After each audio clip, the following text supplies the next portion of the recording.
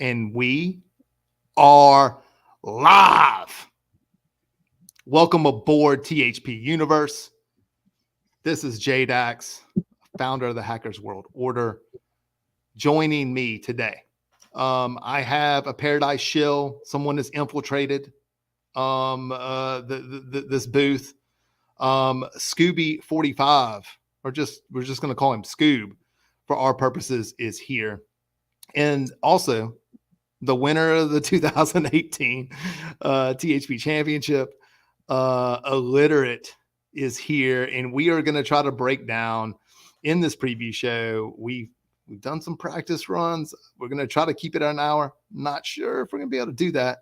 All things Morgan Cup, because it is Morgan Cup time, gentlemen. I do have, I promised to the Paradise people, I got a surprise for you later on the graphics, but we're going to start off in Hackers Red. I'll go around the horn.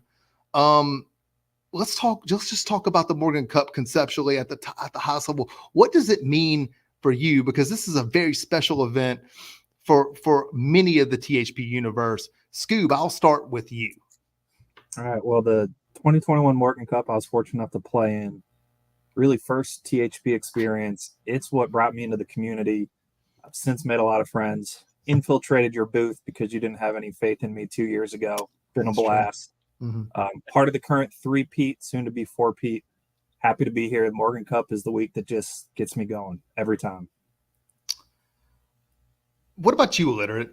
Welcome aboard. The only reason Scoop's here is because I made him a dog, like in all of his matches. What was it, 2021? Yeah, and he said, "Look, if I win these matches, I'm getting to come on the show." And I was like, "Have at it, buddy." And we picked up a stray, and he's been with us ever since. Illiterate Morgan Cup alumnus. What about you?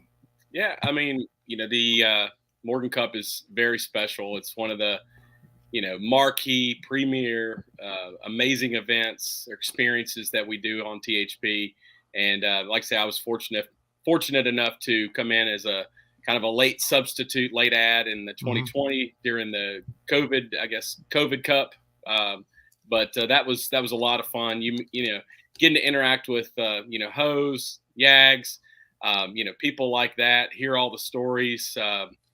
Just a great experience. And then being with the guys, you've got team golf, the camaraderie, and obviously there's the competition as well. You get everything that you could imagine from a golf experience with the Morgan Cup. It's very special. One of the best, if not the best event that THP puts on.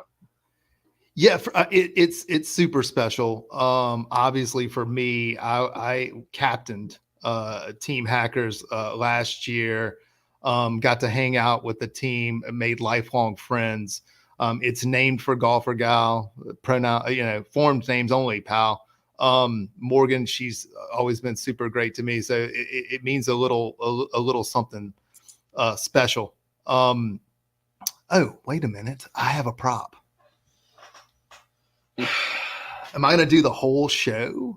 Am I going to do the whole show with this belt that my team gave me? I don't know if I'm going to do the whole show with it, but I'm going to hold it for a little while. It means a lot to me. I look at it every day.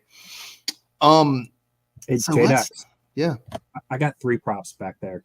Just saying, if we're going to play the prop game. I can do this all day. Okay. If Scooby gets out of line, I figured out how to mute his mic. Okay. Moving right along. Let's talk about the Dormy Club. I'll bring Scooby back in. Sorry, Scoob. This one's a great course. And this week on the worst golf podcast ever, Josh and Morgan mentioned that this might be the last time that an experience is held there. And it's fitting, if it's going to go out this way, it is fitting that it goes out with this event, right? This course is a tough yet stern test of golf with multiple tiered greens, drivable par 4s, aggressive lines are rewarded.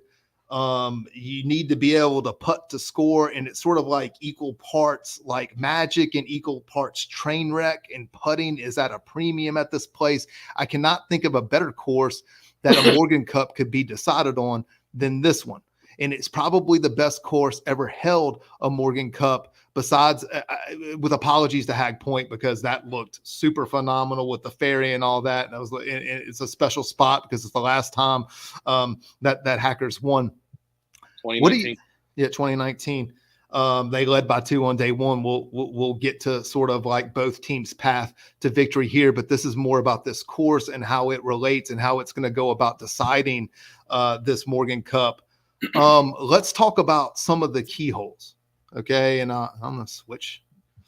I mean, you gotta love the red graphics. Scoop's pissed because I got nothing but red. But last year, when I wasn't here, you changed all of the graphics to blue, and now I'm back in the booth. So if you look through some of the key holes here, you kind of get to ease into this course a little bit. I mean, the second holes could be, but when you look at holes 1 through 6, what do you think that some of the key holes are there, Mike? Foreign names only. I'll kick it to you. Yeah, foreign names only, pal.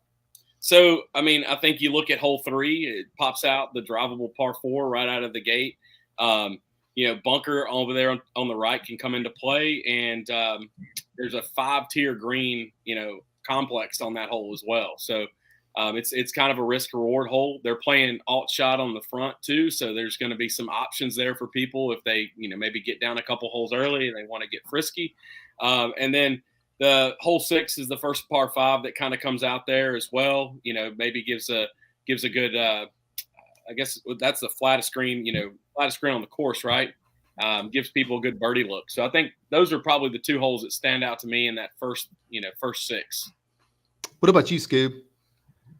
I'm kind of aligned. I love what you said about the Dormy Club being a starting test, and you mentioned how it's going to test every part of their bag, right? Because this Morgan Cup, sponsored by Cobra Puma, everybody's got a fresh new bag of Cobra clubs they've been playing with all summer.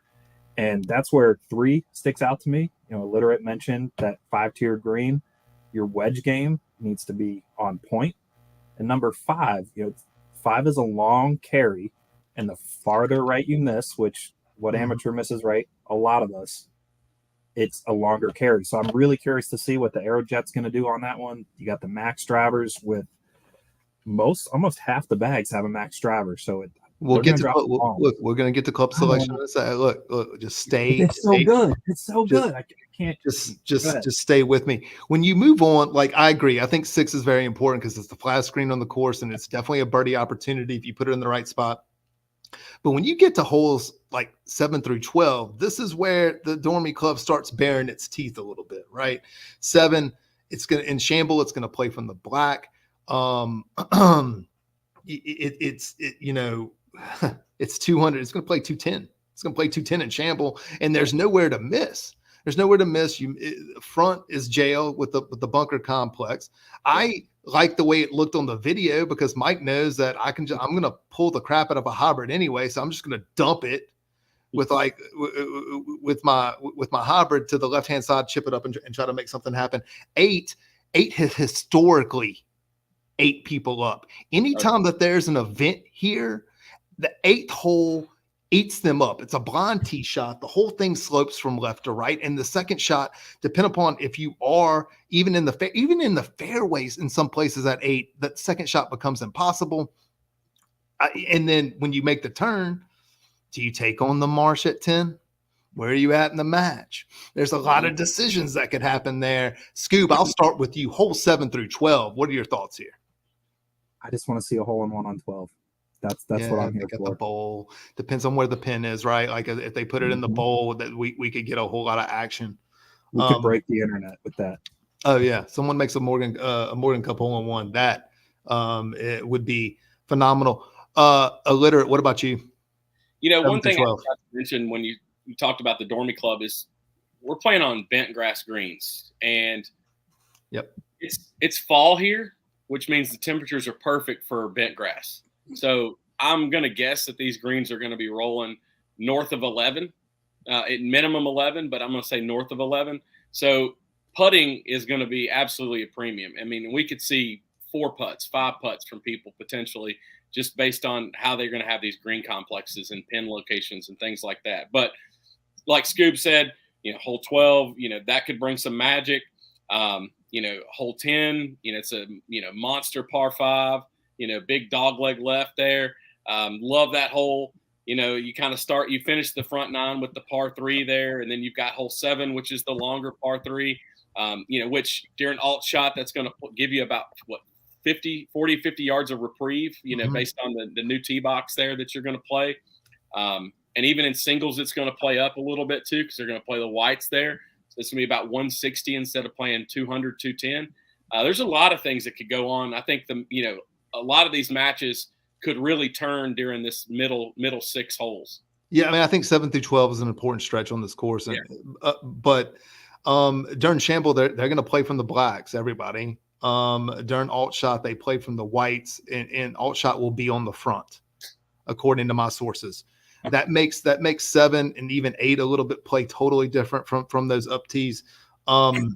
And during singles day, they will play from the blacks, except for the par 3s. Those will be played from the whites, according to what I was told, in a mixed tee situation. When you get sort of past the 12th hole, where there could be a birdie chance there if you hit a really good shot, 13 through 15, Mike, 14 seems like one of the hardest holes in this stretch, but I know that you're a super mark for the 15th hole. I'll start with you. Holes 13 through 15, thoughts? So, I mean, obviously, hole 14 is a risk-reward hole here where you can try to drive the green again. Mm-hmm. But I just love the layout of 15. I talked about it, last year when they had the budget thing there. It's really a force carry over the native area. And if you go down too far to the left, you're going to have a tree that kind of blocks you out a little bit. And then there's that bunker that's like just perfectly placed over there to the right where, there's just, again, you got to really have to hit a good solid tee shot on 15 to have a good approach into that. I mean, this is really, it's a short game course, and it's a second shot course, in my opinion. I think you've got to be good with your distances, considering all the tiers. And yeah, I just wanted to see his name in red real quick. He is going to hang up and listen, and I will get to that shortly. Scoob, we're going to go back to the key holes. 13 through 15. Thoughts there? Yeah, I think that's where Paradise is going to close out a lot of their matches in W's. Okay.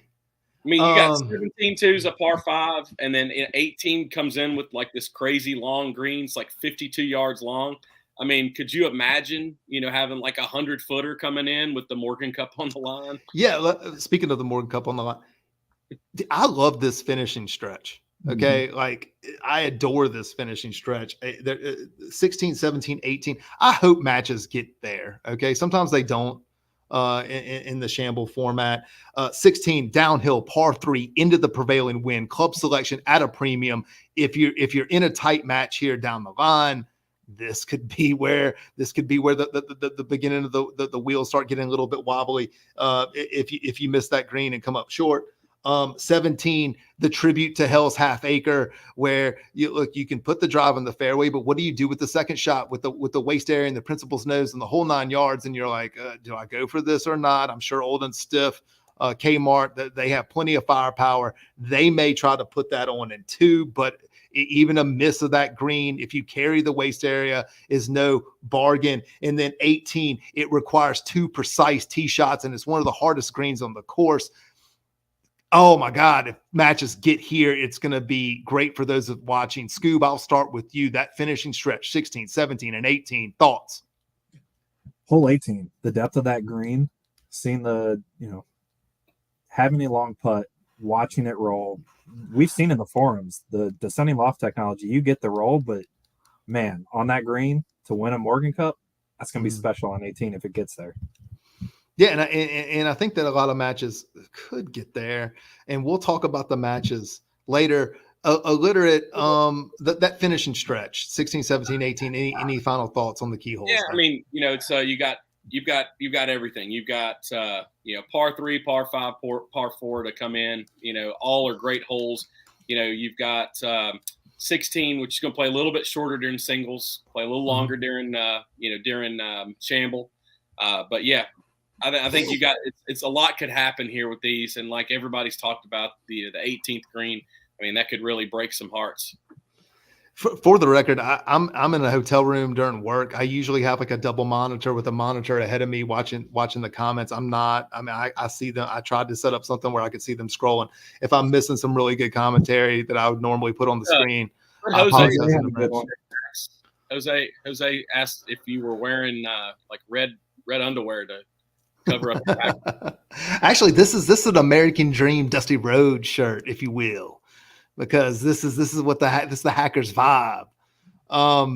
Let's go to the format. It's very traditional for a Morgan Cup. You get an 18-hole shamble format. This has been a traditional format. Now in 2018, there was 4 sessions. It was 9-hole matches. They haven't done that since then. 18-hole shamble best ball. Although combined score would have been a whole lot of fun on this one, right? Alt shot and a 9-hole sprint to the finish on day 1, and then of course Sunday singles. Do you think that the format, it's traditional? Does the format favor either one of the teams? Scooby, I'll start with you. I think when you look at the mix of handicaps, the format favors Paradise, because you can mix and match, you can play strategy, and we've seen JDax and Little Rat figure out this format in the past. They're experts at it, and we'll talk about that here in a second. Absolutely. And I'm not sure if Hackers did themselves any favors in that first. We'll get to my match odds here in a little while. Illiterate format, does you think it favors anyone?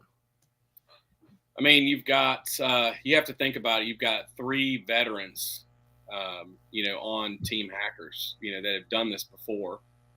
KY, Hose, JDax, obviously, they've done this before. Parrot on the other side has done it. So I think just from an experience standpoint, the format, is going to favor Paradise. It's always going to favor Paradise. It always does, right? It just has a way of doing that.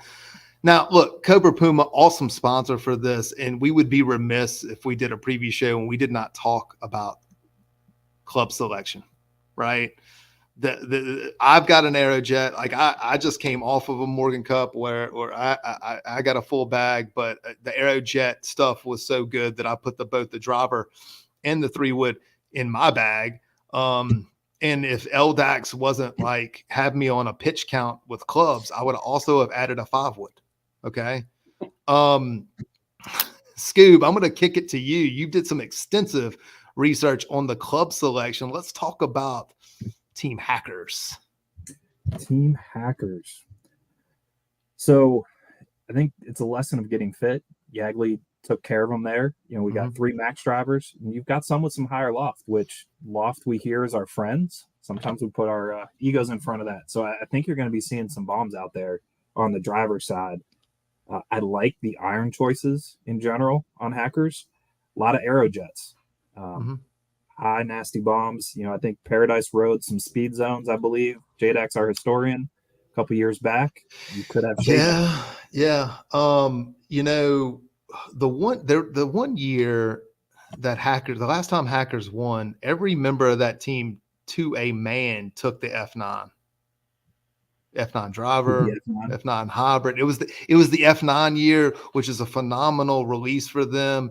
And the Team Hackers rolled, and no one had anything but the F9 irons even. Illiterate, any thoughts on Hackers' club selection? I didn't really do a lot of research into the club selections, but I mean, kind of like what what Scooby was saying is, they've got some good stuff there. I like what they did. We have one length. There's only one though, right? Yeah, each side has one. Nerdy. And did Big Deal go one length as well? Yeah, Big Deal went 1 length. So yeah, I mean, I think that's interesting too. I'm not a 1 length guy. I tried them for a little bit, not my thing. But if it works for those guys, great. I think Josh would have liked, or excuse me, JB, Forum Names Only Pal, would have liked to see more 1 length, the 1 length revolution. Right. So, yeah. Right. You've got Old and Stiff Bag playing. I don't know. Is combo. Josh's set 1 length? I don't think he has 1 length. No. He was picking his bag together. He jammed his finger this morning, so who knows what 14 clubs got in there. Last I heard, it was maybe a mix of Aerojets and King Tours, but we'll see. There's just some blues too. There's a transition change. So we're going to talk about Team Paradise, this club selection. Scooby, take it away. Let's talk about their clubs. Big things here. This is where the King Tech hybrids are showing out up and down the line. King Tech hybrids in just about every bag, 1, 2, 3 a piece. They are such a good hybrid for so many players. And then heavy on the Nova Supernova on the putter side. So got that fang shape, and we're going to see how that tackles the Dormy greens. You know, that fang shape's very popular. It's a great putter, and we should mention the Cobra putters are phenomenal. Silk Face. I gamed a Wide Sport forever. So I've got 3 at home: Wide Sport, Really? Sport 20, Supernova. Right. Oh, yeah. Right. I love them. When you talk about, did anyone take the 5 wood? Does anyone have the Aerojet 5 wood? Nerdy has a 5 wood on Paradise side. Same with Euro. And then I think there was a couple. Parrot, I believe, is rocking. Parrot's one. got it. Yeah. Old and Stiff has an LS version. So yeah, the 5 wood is riding strong. Who we can DM like 3 months. Right. 3 months from now. Look, dude. Like, I mean, have you decided to take that 5 wood out of the bag? You still in love with that club? Like, let's talk, because I went to Ballyhack and almost stole it from John. Like almost had to I'm going to keep this in the bag and see if he notices. The other piece on the club side, a lot of snake bite X, cavity back wedge, a lot of versatility. I think they're going to need it. So yeah, I had to quickly try to change color there. We're going to talk about the teams because I didn't. I should have changed the color. Should have changed the color first. I will show them at the bottom of the screen. We're going to talk about Team Hackers first. Combined handicap for Team Hackers is 9.0. This is probably one of the lowest. It's one of the lowest numbers that Hackers has arrived with in a long time. Okay. You got the captain and Parrot at a 10.2. Of course, Yags is coming in at 5.6. By the way, I went back and looked at Yags's handicap progression. It usually hovers around this for this event. Bernoulli, 13.2, Old and Stiff. One of the only pluses we've ever seen at the Morgan Cup at plus 2.5. Big Deal, my man. 19, Will, 13.7, and Kmart at a 3.5. And it's a combined cap. Again, one of the lowest we've ever seen in the history of the Morgan Cup. This handicap spread, we'll get to Paradise here in a second. One of the highest spreads at a 5.5 differential that we've ever seen at a Morgan Cup, but it has not mattered. And this is why they're still minus 175 as a favorite. Nothing has mattered since 2021. Paradise had a handicap differential, didn't matter.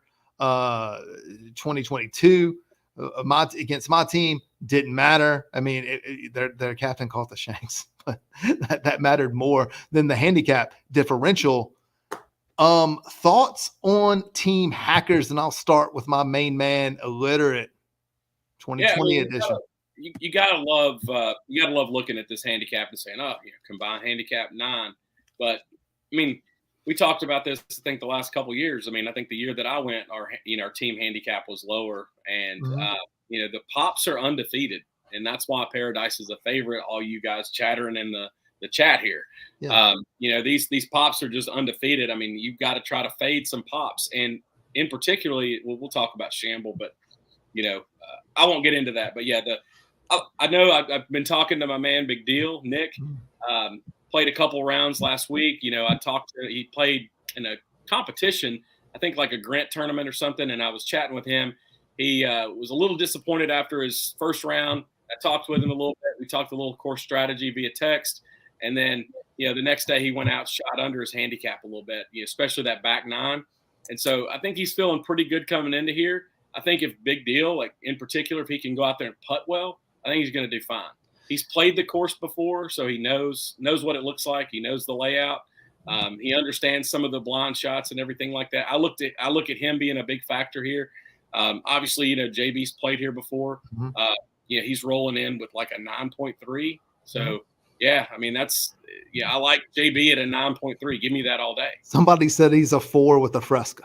So, but he's not going to pop one early. No one's there to gaslight him by like grabbing a canned transfusion on their way out the door, like I did at Valley Hack. Scoop, what do you think about this group of hackers, this scrappy group of underdogs, if you will? Group of underdogs, just trying to stay in it, just trying. Plus handicap. Kmart, the Arizona THP guy, says he can golf his ball. You got Big Dill, who's played the course, JB, who's played the course. You got Parrott with the experience of the Morgan Cup, doing a great job captaining. I mean, the team's stacked. It's a good team. We're going to get to the matches in a second. Let's just get to the reigning defending. Hold on, let me get to them, and I promise I will change the color. And this, but I mean, look, I should have someone else running this for me, but I don't. I'll change it to blue. Calm down, Scooby. Okay, now you look at you tried to become a martyr here, Scoob. Like, oh my God, I just don't know what we're gonna do. Okay, like Jose is still showing up to this thing. I mean, he's in the chat. He's gonna play. Okay, like, you're actually acting like they don't come with firepower of their own. You've got JDax, the captain at 4.6, Hose, the little rat, Dream Killer, 7.5, Kentucky golfer with Morgan Cup experience, 3.4, Nerdy at 13.4, the Cruise Missile, 36 on a cap, Checkered, 24.6, Gyro, 25, 9.2, and the Wonger at 17.2. This is a dangerous version of Team Paradise. I will start with you to put them over, Scooby. What do you think? They're always dangerous. They're dangerous. This is a dangerous team. Do not sleep on them, man. They're dangerous. Scooby, thoughts? This team will not roll over like what the THP forum thinks right now. You heard it here first. The forum is all in on hackers. They've been eating the propaganda up for 7-8 months. You said it yourself. You've got JDax. You've got Little Rat. Right. This team's not going to roll over. They've got a hill to climb, absolutely, but they've got some gamers. We're going to look when we get to these match odds, man. Like, I've got Paradise favored in 3 of the 4 Shamble matches. Things could start off really, really well for them. This has been sort of the textbook thing that Paradise does over the years, is they've been absolutely dominant on day 1 and then sort of just held on in some cases on day 2, but they built a lead on day 1. Illiterate, your thoughts on this unstoppable juggernaut that we know as Team Paradise? Well, I love Jose coming in at a 7.5. Like, Jose, Jose played a little bit lower, I believe, back in 2020 when I went. And so him coming in at 7.5, man, I love that. Is anybody going to beat that guy? Nerdy coming in at 13.4. I've heard a lot of great things about his game. I've never played with him, but he's one of those guys, I think, that can show up and hit shots and play holes that he looks like a 5 or 6. And then he might have a blow-up hole where he looks like an 18. And, again, if he can put a string of those holes where he's really putting it together and play well, I look at him as kind of being somebody that could make some waves, new blood on Team Paradise. Paradise always has someone that shows up, and just sort of walks on water. Like in Europe, like they make putts from everywhere. Right. They start making putts from everywhere. Luke Martin last year in a critical moment of an alternate shot match, like skull shanked a shot on a hole they were popping on, and somehow it ends up like within 25 feet. Like it always happens. Who is going to be the next JJ Sports? Who is going to be the next J-Tub 16 that steps up for this team? And then we're waking up come Monday morning after this thing is over and saying, holy cow, this guy just basically won them a Morgan Cup. I don't know who that is. I think there's some key possibilities, because there's a lot of this Paradise team that sort of fit that hero profile, whether or not it's nerdy or checkered. You know, we could see maybe Wonger. Every time I see the Wonger name, you ever remember 16 Candles, where they had the exchange student that fell out of the tree and he was like, no more Yankee, my wanky, the Donger need food. This, for some reason, that's what I'm thinking. I kind of want to call him the Donger in this one. I look, do not sleep on them. They are absolutely dangerous. And if you think that they're not, then you haven't been paying attention to what they've been able to accomplish over the last 3 years. I mean, I would be remiss if I didn't mention my guy KY Golfer too. He's a stud of a golfer. Yeah, and I was going to mention him a lot when we get to the match odds. So I have some notes on KY. We're going to talk to you about y'all's duel in the desert, the whole 9 yards. Don't worry, I have it in the show notes. But I'm just trying to keep us on pace here. Let's talk about like the day one pairings, right? So I'll switch it here. Here the team, and I'll get to the match odds here in a second as we sort of flow through this. If you look at the Hackers pairings, okay, for Shamble, this is not traditional.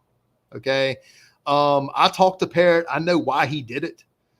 He keeps the pairings the same through both sessions. Shamble and alt shot. He sends out Yags with Kmart like right out of the gate. And it's like here we are.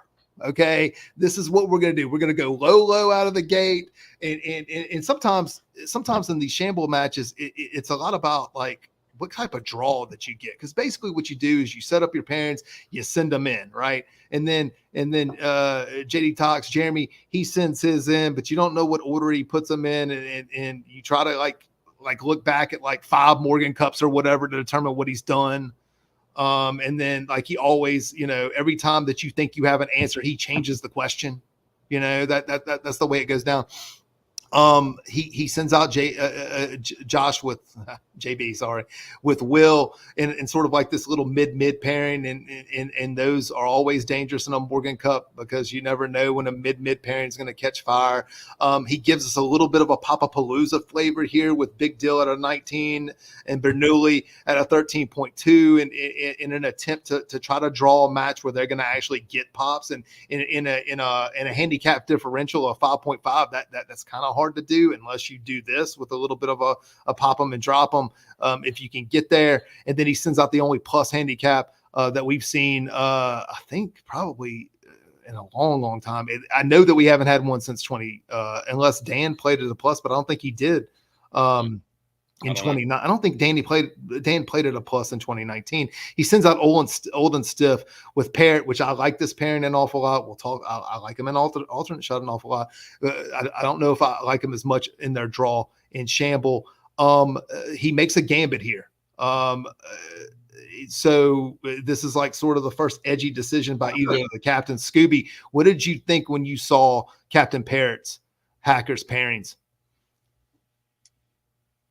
Thought honestly when I saw it that Paradise has a path, narrow but a path. Okay, we'll get to the path. Okay, I'll break down. That's what I saw. That's what I saw. Okay, look, and that is on brand for you.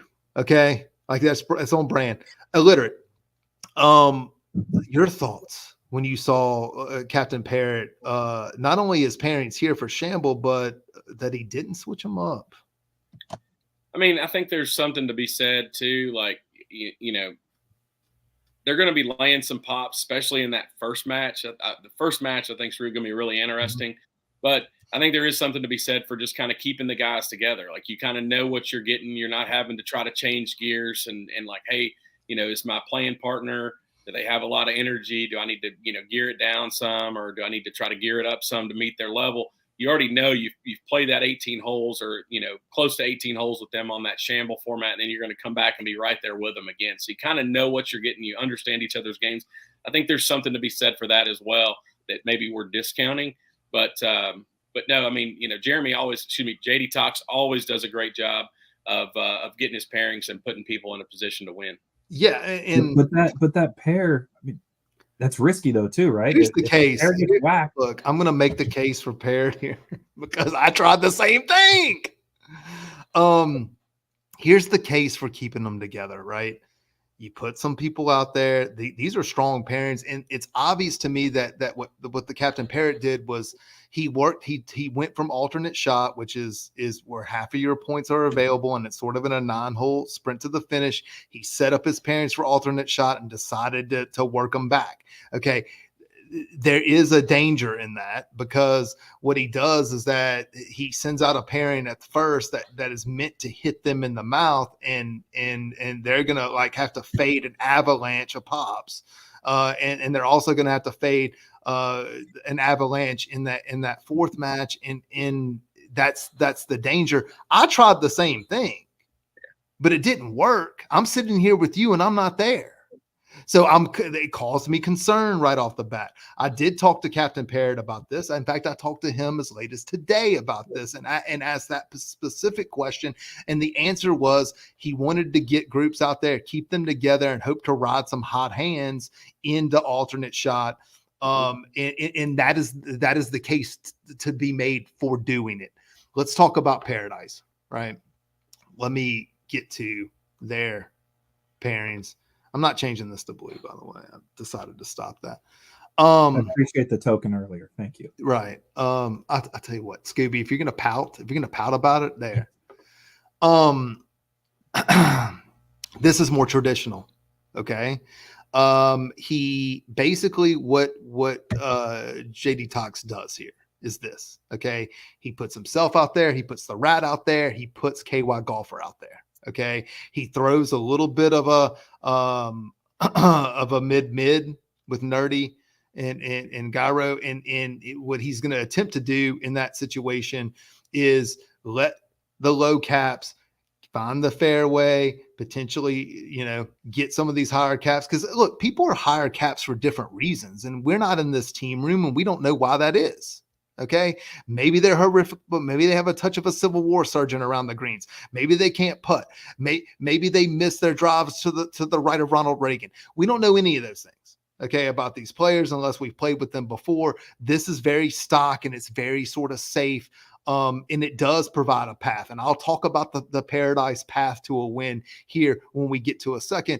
But I do like what he's done here in Shamble, and you cannot deny that he has had Hacker's number in that first session for many, many years now. Illiterate, I'll start with you. What did you think when you saw the Shamble pairings here from Paradise? Well, I mean, JDax puts himself with their high handicap right out of the gate. I mean, there's going to be a lot of pops that's going to have to be faded in that first group. And I mean, I know they got, Yags and Kmart there.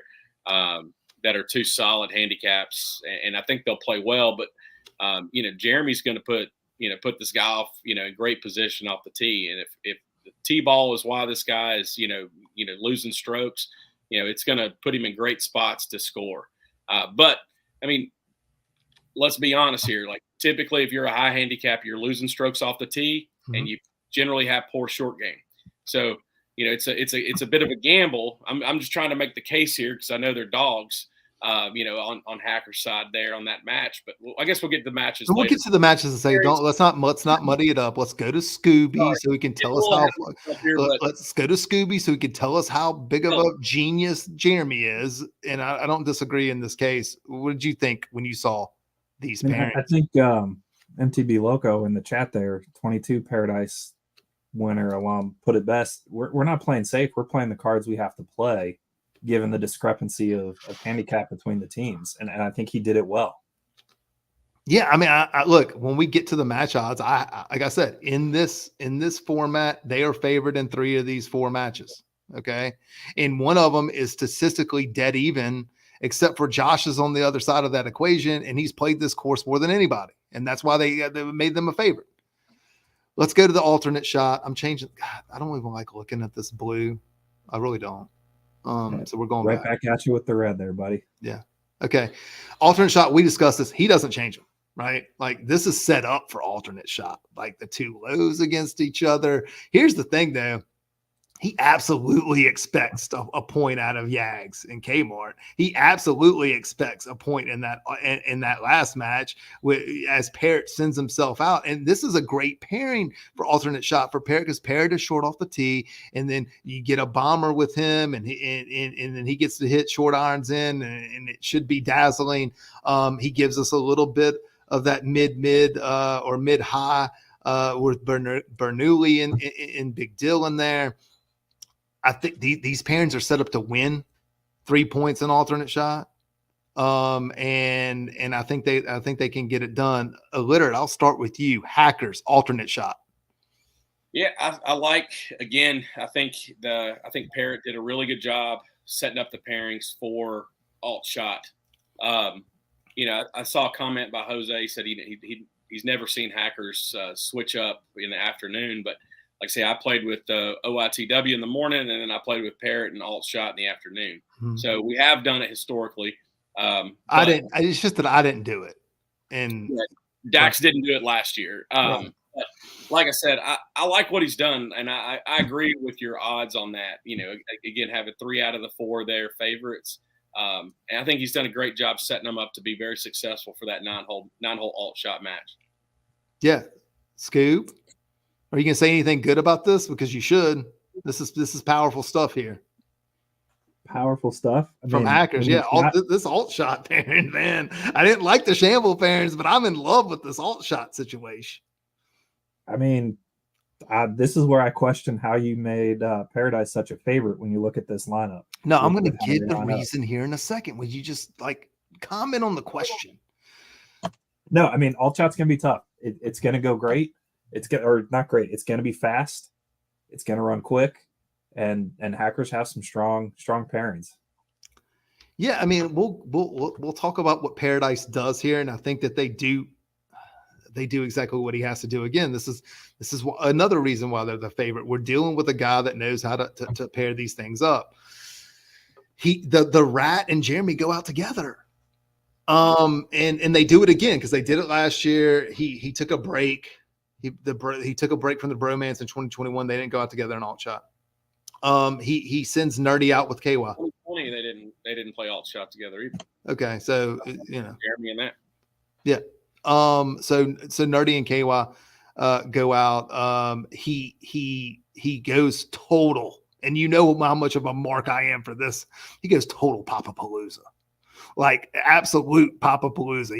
He sends a 25 and a 36 out there and says, look, if you can just grind me out of half, if you can grind me out of half in that third match, I'll take it right now and run with it. And then he anchors with there with the 17 and the 9 with Gyro and did I even spell that right? I think it's wrong.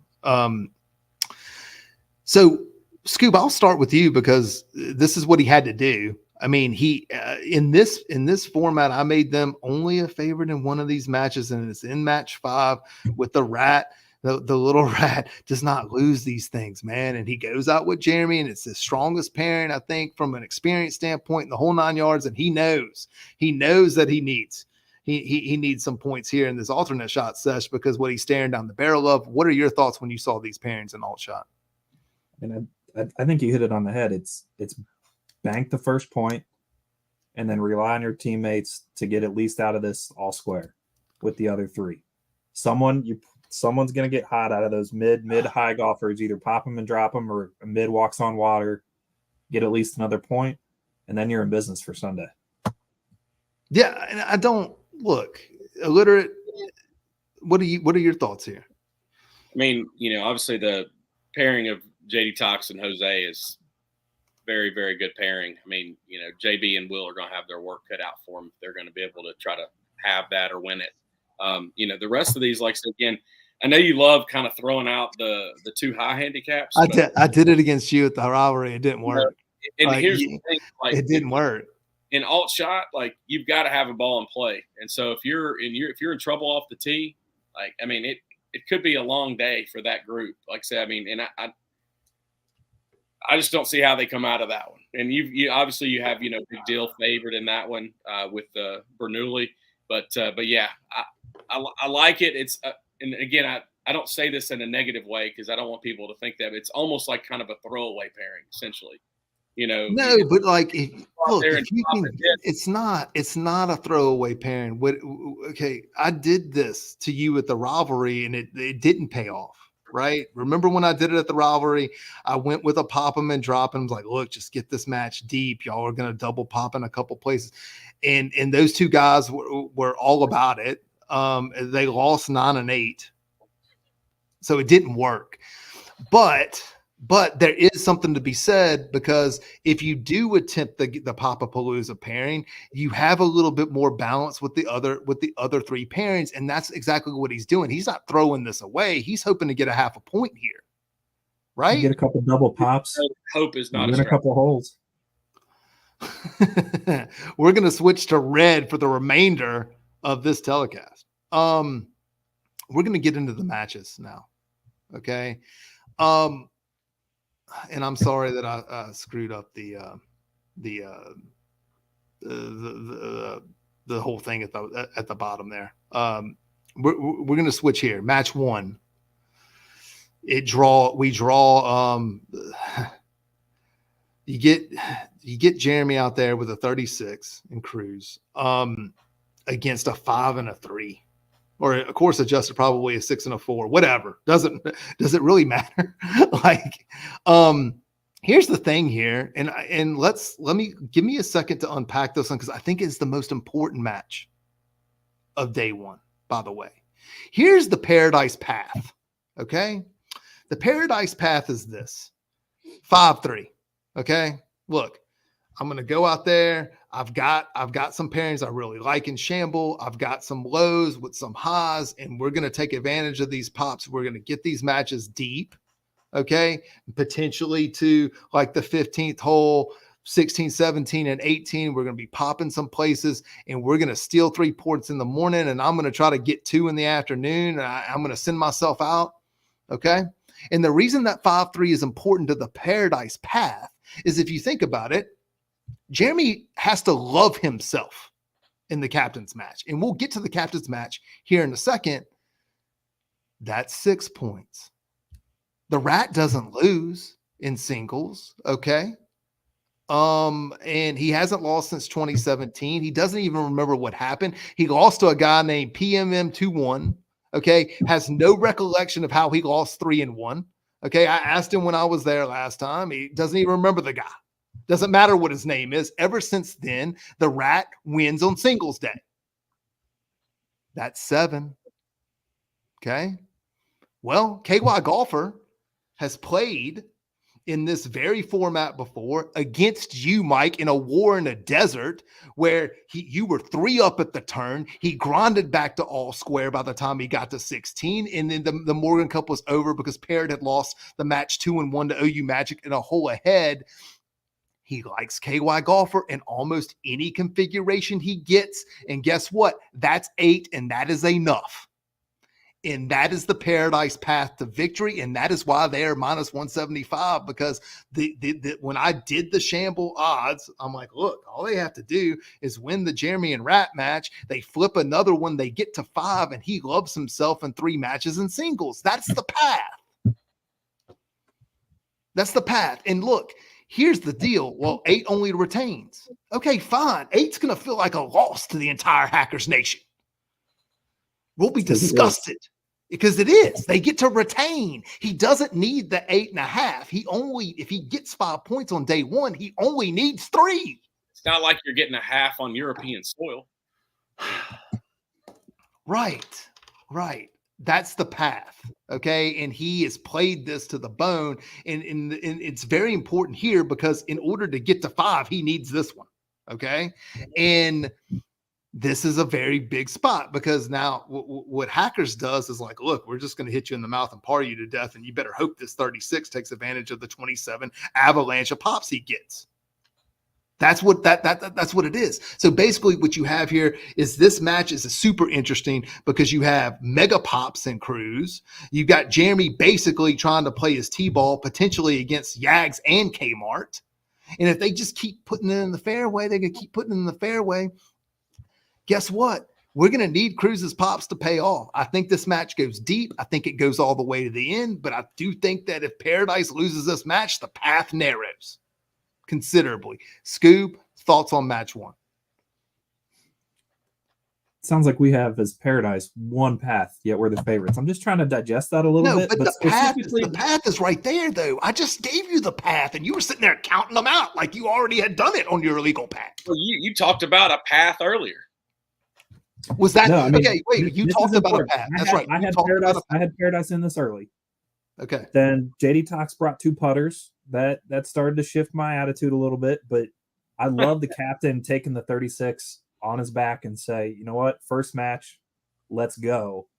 That said, it's Yags who can golf his ball, and it's Kmart who can golf his ball.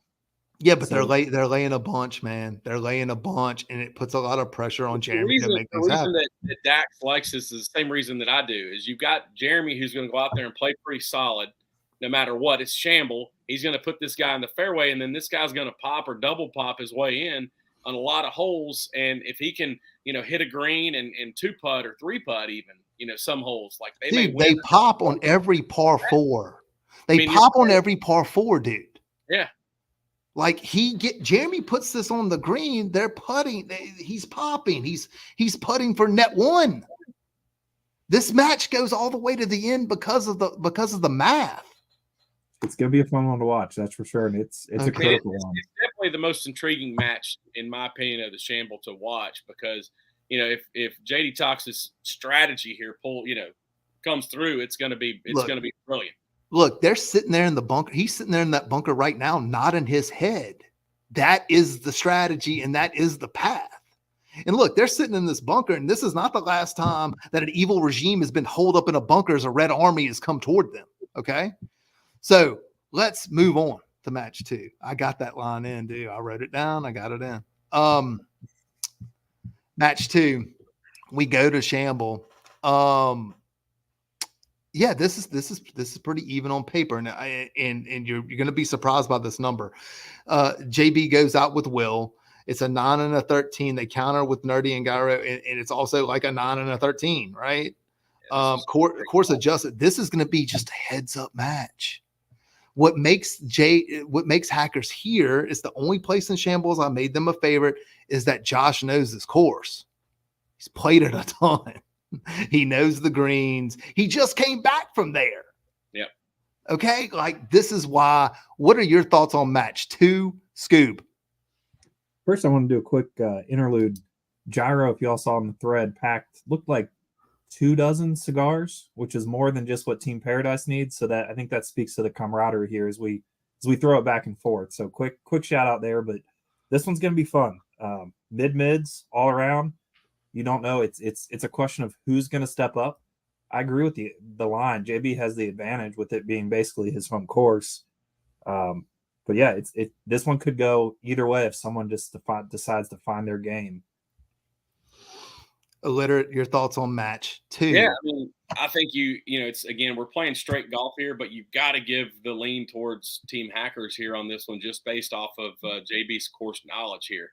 And Gyro definitely is a cigar smoker. I remember I had to try to hunt down cigars to buy for this guy as his Secret Santa a few years ago. So yeah, he's going to be out there and swinging and smoking and having a great time. I like it. It's going to be. I think it's going to be a good match. I think it'll be closer than we might think, but I do think Team Hackers edges this one out. Okay, me too. We'll go on to match 3. Paradise sends the rat out with Wonger. You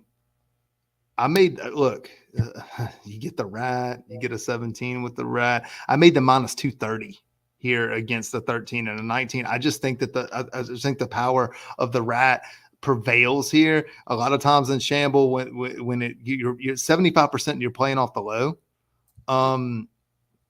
So the pops are going to be semi-negligible here, and you catch Jose in this match. I made them a huge favorite in this Shamble match. Scooby, I'll start with you. Thoughts on match 3? I think this one, I like your line here. You've got the little rat. Wonger's been playing some match play through the summer, getting himself ready for it. But Big Dill, Bernoulli, they're going to be They're going to be a pair. I hear Big Dill got a haircut, so he's looking sharp. See if that can carry momentum on the back nine. We'll see. Yeah, I mean, Mike, thoughts on match 3 here? I mean, it's hose. Yeah, I mean, listen, Jose is really steady off the tee. And like I said, I mean, he's going to put the Wong in some good spots here. But here's what I know about Big Deal too. Big Deal, typically I think he gets a little bit wonky off the tee. But what I told him is like, hey, you don't have to hit driver a ton if you don't want to. Find you a club that you trust off the tee that you can put yourself in the fairway. And he did that the following day after I gave him that advice, and that's when he shot under his handicap. So I like Big Deal to turn some heads. I think that they could potentially surprise, but anytime you're playing hose, it's like you've got to get past the aura of hose. Like, don't be intimidated. Like, my advice to hackers here: don't be intimidated playing hose. He's going to talk stuff, but he's going to do it in a very nice way, and you're going to have a great time playing with him. He's a lot of fun to play with. Just play your game. Don't let him get in your head. If you do that and you keep the ball in front of you, you're going to have a chance in the end. We'll move on to match 4. So here is the sort of pairing, and the Hackers captain goes out with the plus golfer and Old and Stiff. They catch Kentucky golfer and Checkered here. I actually made Kentucky golfer and Checkered a favorite in this match. Mainly, very similar to why I like Jeremy and Cruz in that first match. That's an awful lot of pots to fade. And I've seen Kentucky golfer in this spot. He's not going to be intimidated at all in this spot. They're slight favorite, -150 Paradise here. The comeback on Hackers is +120 Illiterate. This time I will start with you. I like this again. I love what JDax did here. He's got, KY with Checkered. And, they're going to have to, you got, Old and Stiff is a plus handicap, and you got Parrot who's, they're going to have to fade pops. And, again, I mean, this is another match. Again, I think you're kind of playing with house money. If Checkered comes through and he makes a couple net birdies, or even like a, 5 net 3 or something like that on some holes or whatever. I mean, this thing could get ugly, because like you're playing off of that +2, a +2.5. I mean, you're fading a ton of pops, but you really got to play strong. And, you're going to get a few back there with Parrot, who's going to pop some off of there too. But again, you just got to try to fade the pops. The pops are just undefeated. And just like, I think it was Jose was putting in the chat, he said he had to give up a lot of pops the year he lost the singles. So he did actually. That guy was like a 21 or something. I looked it up. Scoob, the reason I make the Paradise the favorite here is mainly because of the pop advantage. Historically speaking, pairings like this, like a 3 and a 25 or whatever, they have performed very well in this format. What are your thoughts on match 4? I want to know if Checkered's handicap, how much is it driven by the tee game? Because we know KY golfer can play. He puts them in good spots, and Checkered is good from 100 in. This one's going to be really tough for Hackers. But if Checkered has, the hands of a Civil War surgeon, as you said, with Old and Stiff at a +2.5 steady Eddie, it's going to be a tough hill for Paradise to climb. I think this bookends the Shamble great. This is another critical key match. And if Paradise can steal matches 1 and 4, I'm going to be liking where we're sitting. Yeah, I mean, I think that if chalk holds up, which it usually doesn't at a Morgan Cup, you could be looking at a 3-1 Paradise advantage at the end of the Shambles sesh. But let's move on to alternate shot, because I think that's the tale of two formats. Match 5. So you get the mid here from Hackers. JB and Will, the 9 and the 13 draw. JDax and the Little Rat, adjusted 5 and an adjusted 8. Look, I love this pairing from them. I made them my heavy favorite, -190. The comeback on Hackers. Sorry, left eye, right eye, J and B, +160 Illiterate. I will start with you. Thoughts on match 5? This is very important. I mean, I love the pairing of JDax and Jose here. But here's the thing, I love about JB is he's just never out of a hole. but he's going to have to really lean on Will here. Can Will put him in some good spots off the tee? We call this format "Sorry Man."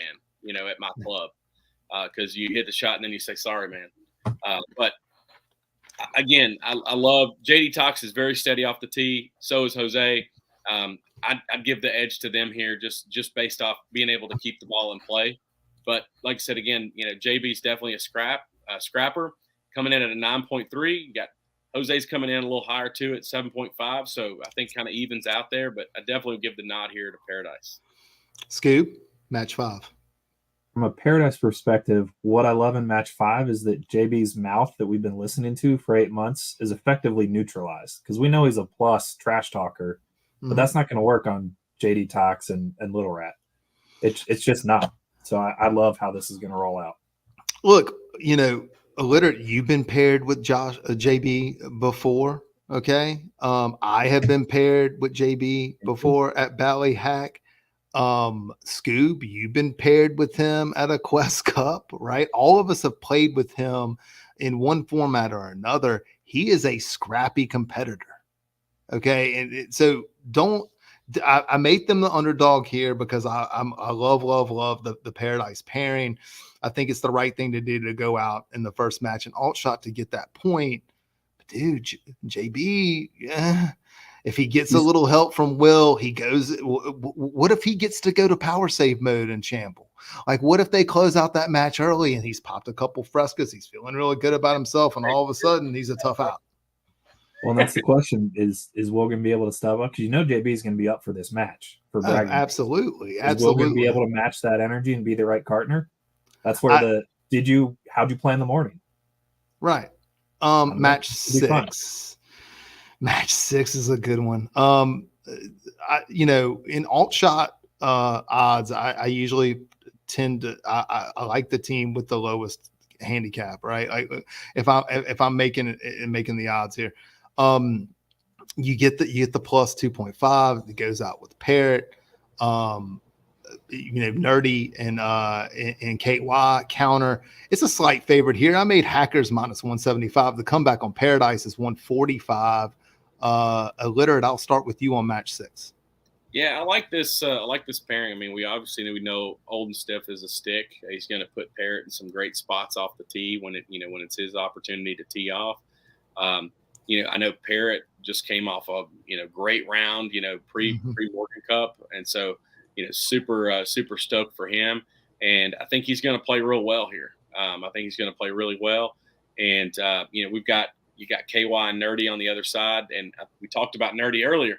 He can get in stretches where he looks like a 5 or 6 handicap. And you've got KY, who obviously is very steady, very good competitor as well. I mean, you could almost put even money on this match. I feel like I do give the slight nod to Team Hackers here. And again, that's not any slight to Nerdy or KY Golfer. I think this match is very even. I'm just going to go lean just a hair to the left here and go with Hackers. Scoob, your thoughts on this one? I had this one all square, to be completely honest. I think it's going to be a slobber knocker. I mean, Nerdy with his Cobra clubs, he's dropped his handicap 2 or 3 points. I've seen him play this summer. He's a gamer. We know KY is. We know Parrot's been there. Old and Stiff's a stick. This one's going to be fun to watch. I've been imploring Parrot to make sure that he was ready for this third 9. Right. I played against Parrot at the rivalry. Mike, you played with Parrot in a third 9 at a Morgan Cup.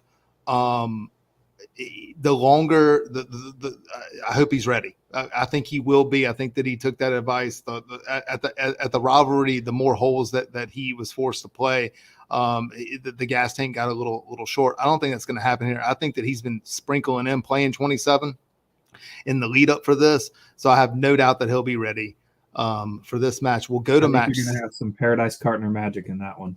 Okay. Think what you want. Match 7. Here the Paradise captain goes straight up Papapalooza. 25 and 36 together. They kind of look. This is actually not a bad draw because Captain Parrot comes back with a mid and a high of his own, and Big Deal handicaps out there too. Right, with a 19 and a 13.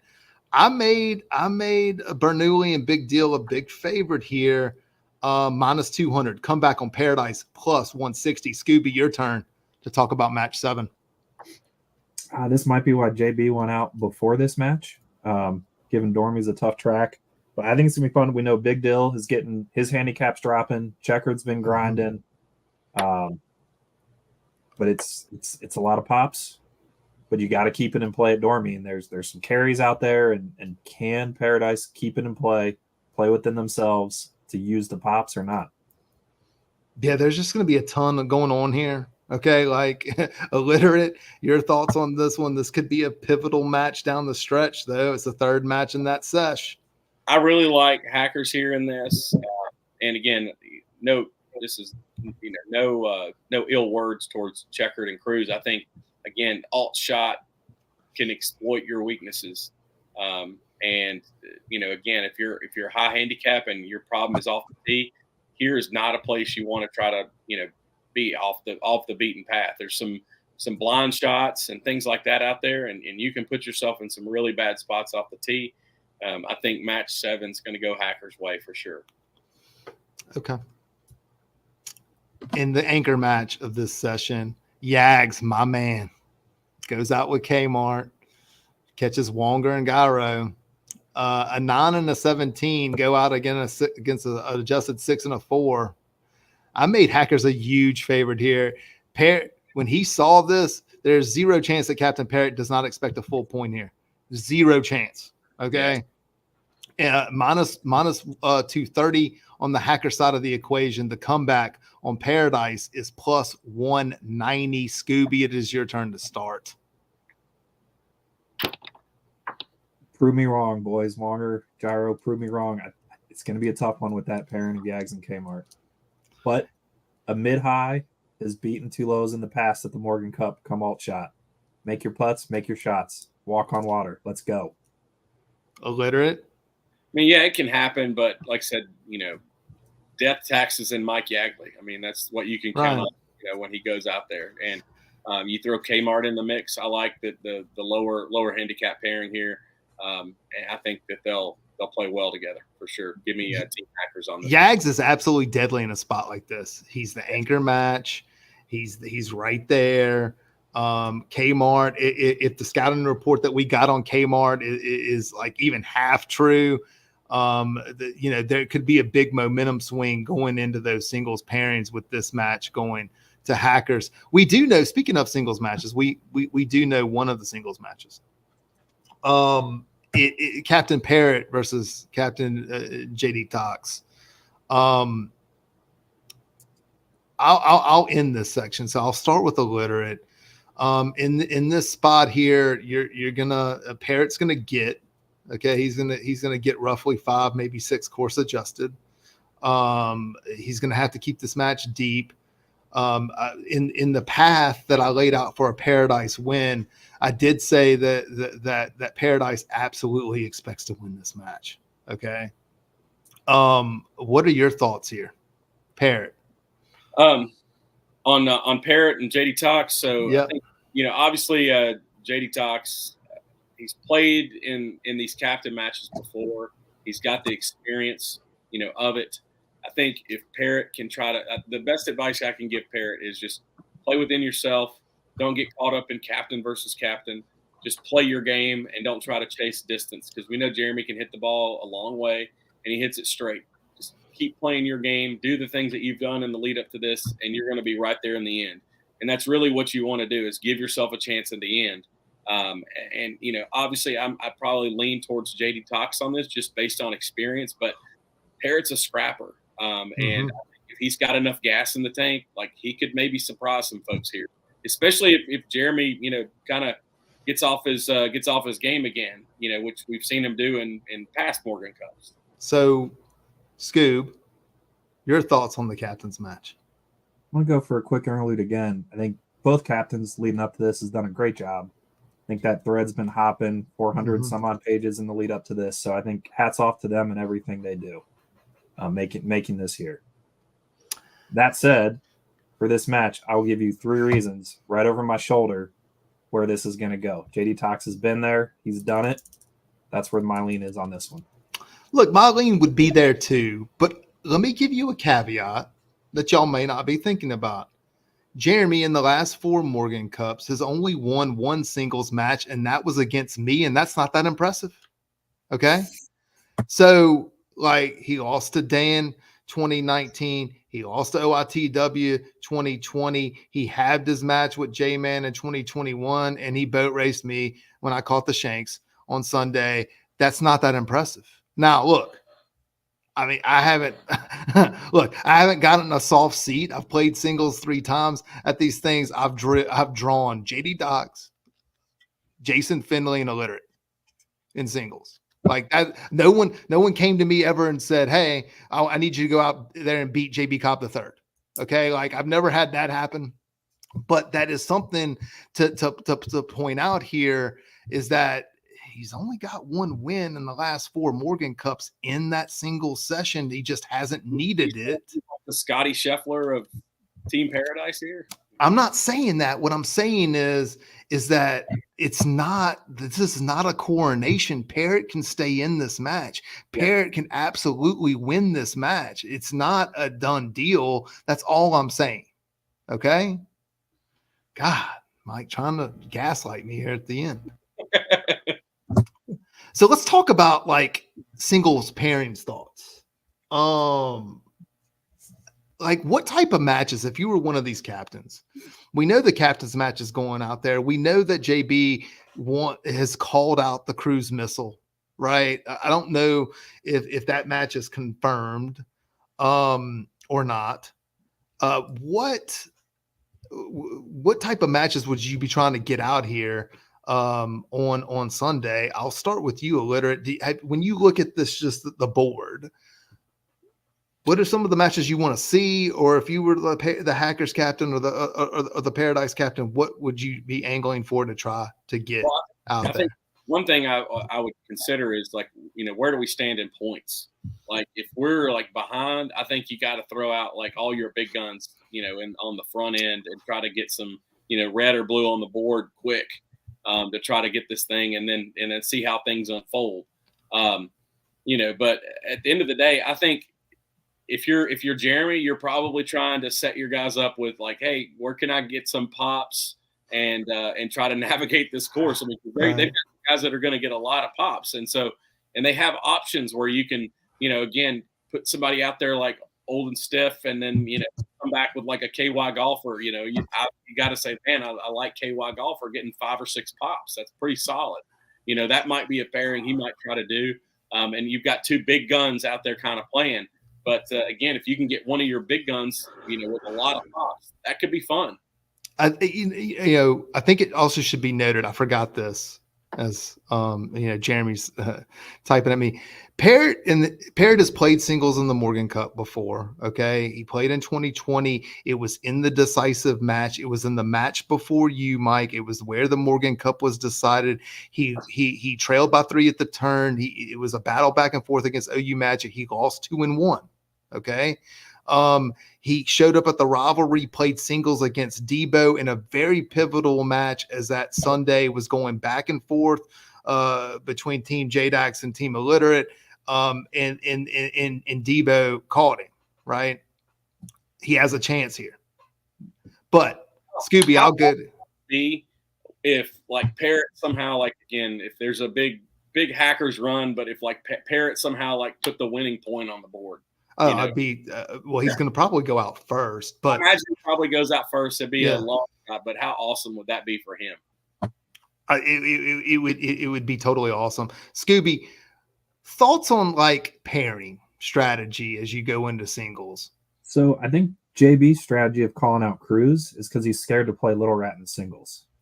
Okay. That's my thought there. Jay is asking for JB, so I wonder what the captains are going to do there. I think it's going to be interesting.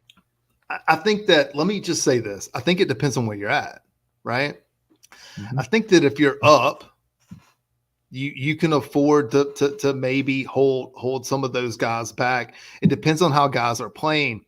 If you were down, say you're the guy that's down 5-3, dude, the guns are going out. It doesn't really matter. Okay. Like you're going to, if Hackers is down 5-3, it's going to be Old and Stiff, Kmart, Yags.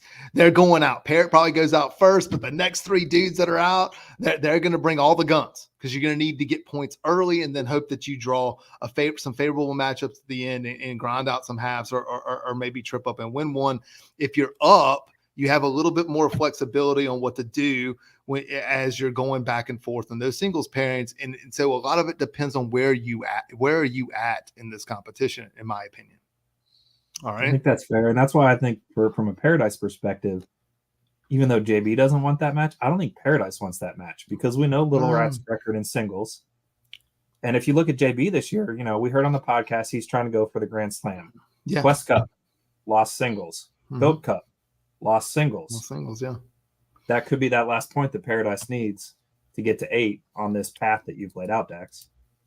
Yeah, and so before we get to predictions, I'm going to lay out the Hackers path if you don't mind. I thought you were going to do that when I did that. We were going to switch. There's so many of them, we didn't have time. The Hackers path is this: like, it can't be 5-3.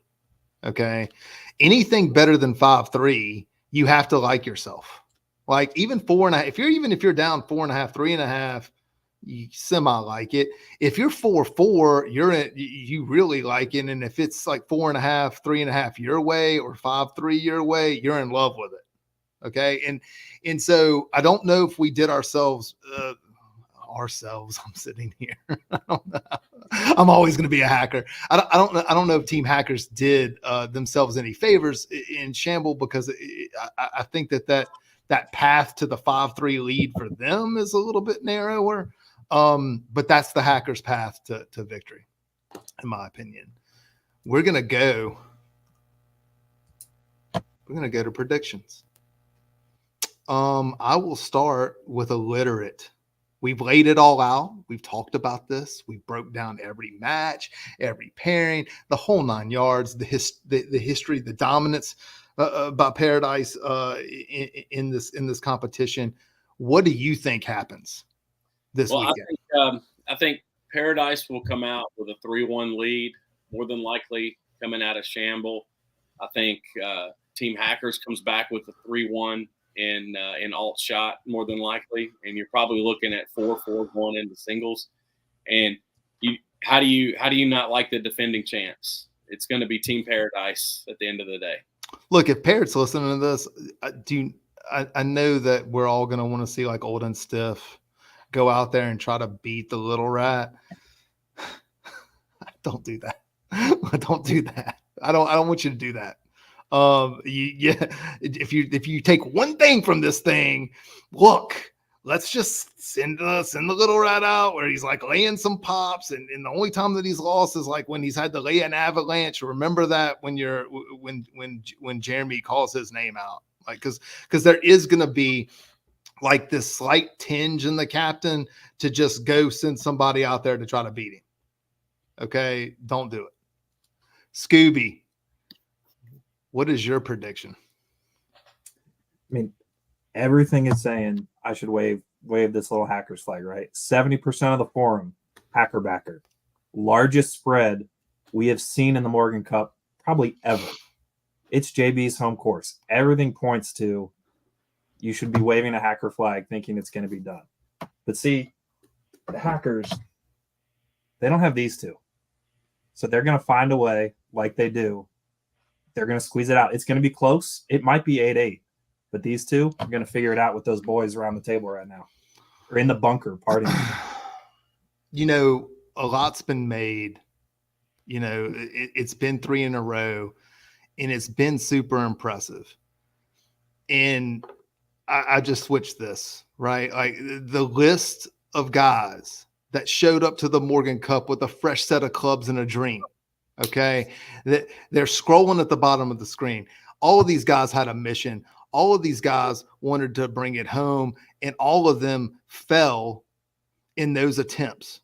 The Rat or Jeremy or JJ Sports walking on water or J-Tub, like me finding J-Tub's ball when I shouldn't even have been looking for it. And then all of a sudden he beats Yags for the first time in like ever, because Yags had never lost a singles match before last year. But I started feeling something on the forum this week.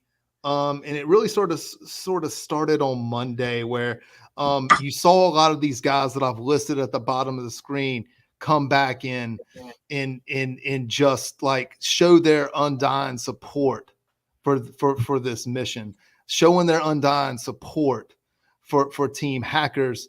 And I just believe that somehow this team finds a way, potentially against all odds, to try to just flush all of the bad memories of the last 3 years, flush all of the heartache and the misery.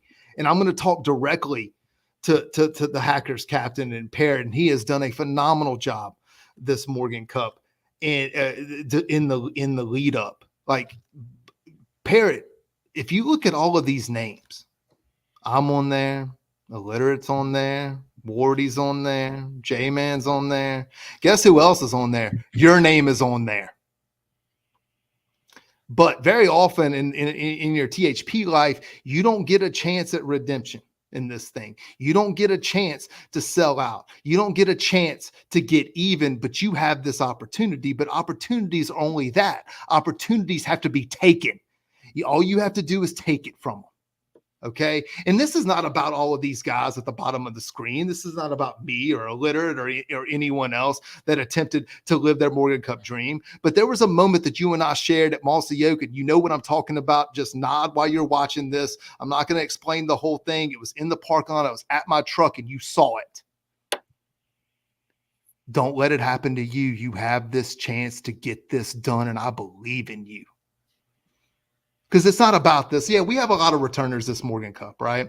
Yags comes back, Parrott comes back, JB comes back and plays, KY Golfer, who was on the most dominant team that started this three-peat. That was the one that I actually made Paradise the last time that they were a favorite in this, and they went on to win in 2020.